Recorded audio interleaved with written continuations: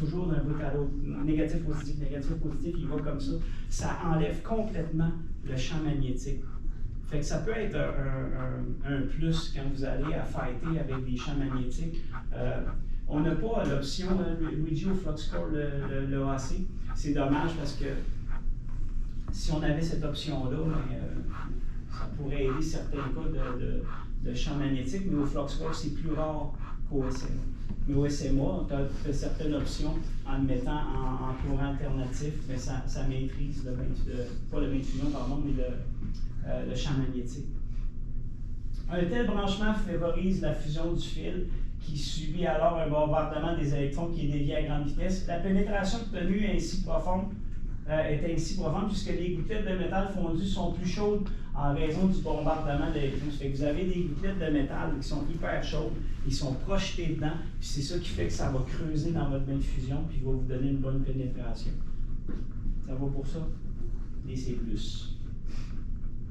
Vous avez ici un joint de tuyau. Voyez-vous un peu le mouvement? Vous voyez les S, ça a été fait vraiment en balayage, en rechargement. Vous allez souder.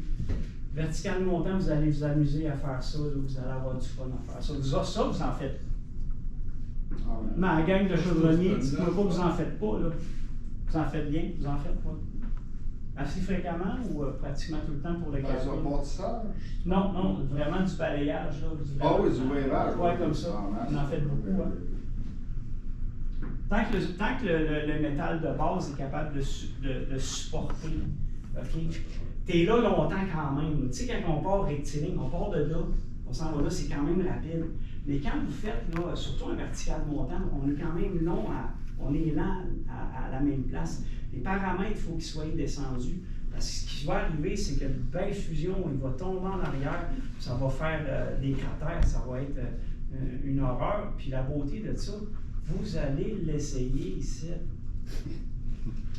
Je vous dis, vous allez être des professionnels. Quand vous allez sortir, vous allez être comme ça ici. Vous avez quand même beaucoup d'heures parce que nous autres au DEP, le FluxCore, Luigi, c'est 80 heures. En fait, théoriquement, ça devrait être 120 heures. Oui, c'est ça. Vous allez en faire 180. Fait que vous allez avoir plus de bagages, d'exercices et de situations que nos gens au DEP.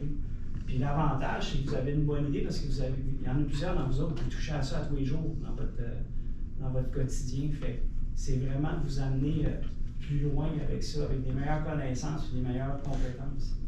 Donc, ça va être le fun. En résumé, procédé FluxCore fait appel à des fils d'électrodes fourrés qui s'utilisent selon le type de fil, avec ou sans gaz. L'intérieur des fils d'électrodes fourrés contient une poudre de flux dont le rôle consiste à protéger le bain de fusion contre l'oxydation, puis ça participe à la formation de la soudure. Vous avez le procédé Metalcore qui se distingue du procédé FluxCore par ses fils d'électrodes à centre de poudre métallique qui produisent très peu de métier, tout comme les fils pleins. Le Metalcore, ça ressemble vraiment au MIG. Okay? Sauf qu'on a comme la puissance du FluxCore dedans, c'est à peu près ça. Puis un gros taux de déposition. Il ne faut pas négliger non plus le Metalcore, vous êtes vraiment capable de souder quand même froid avec. Fait que si vous avez une session, nous, à ma compagnie, où est-ce que je travaillais, pour éviter d'avoir à changer les bonbonnes, parce qu'on fait, dans la même journée, là,